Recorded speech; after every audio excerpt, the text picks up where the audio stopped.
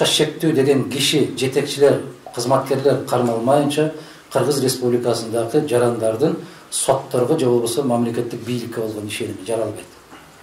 Эч качан жаралбайт. А ишеним жаралбагандан кийин бизде эч кандай алга жылуу деген болбойт. Кеп бүгүн Абдилди Сегизбаевди кетирди. Индираны кетирди. Алар кимге кызмат кылды? Бар экенде. Кыргыз конституциясына, кыргыз мыйзамдарына кызмат кылган жок деген маселе болуп атат. Алардын ордуна келген киши жаңы президентке кызмат кылбайт деп ким кепил боло алат ушул жерде тургандардан? Бул баягы Асан менен Үсөнүн ордун алмаштырып койгон эч нерсе өзгөрбөйт деп атат. Менин пикирим ошондой.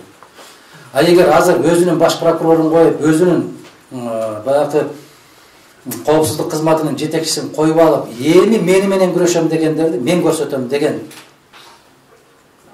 ой менен кое турган болсо, эч кандай өзгөрүү болбойт. Эми мен көрсөтөм деген. Мына мен эми күчүмө кирдим деген.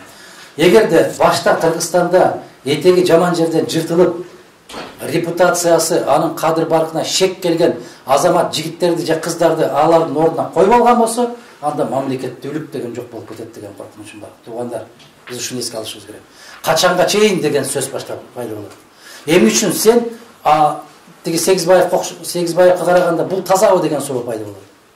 Бул кече эле момундай болуп шектелбеди беле? Бул кече эле момунча менен кармалбады беле? Бул кече эле момундай кылмыш иши бар эмес беле? Деген суроолорду жараткан кишилерди анын ордуна койду дегенчи ишеним кетет.